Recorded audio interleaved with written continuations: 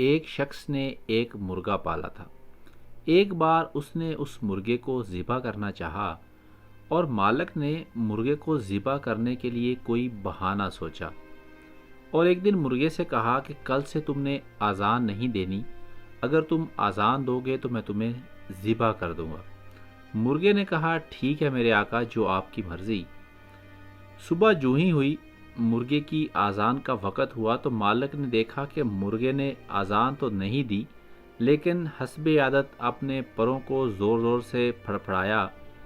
مالک نے اگلا فرمان جاری کرتے ہوئے کہا کہ کل سے تم نے پر بھی نہیں مارنے، ورنہ میں آپ کو ذبح کر دوں گا۔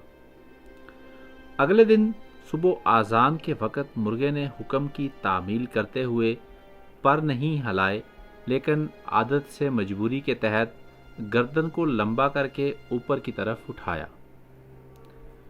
مالک نے اگلا حکم دیا کہ کل سے گردن بھی نہیں ہلنی چاہیے۔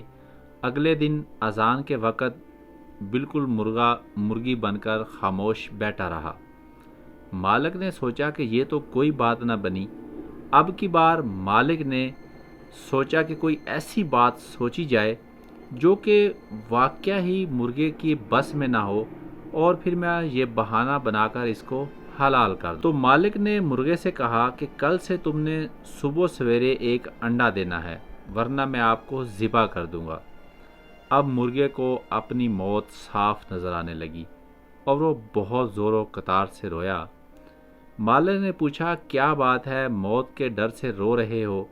تو مرغے نے بڑا باکمال جواب اور بامعنی جواب دیا، کہنے لگا کہ نہیں، میں اس بات پر رو رہا ہوں کہ انڈے سے بہتر تھا کہ اذان پر مرتا۔ پہلا غیر قانونی حکم مانو گے تو پھر آرڈر آتے جائیں گے، تعمیل ہوتی جائے گی، چمڑی اترتی جائے گی۔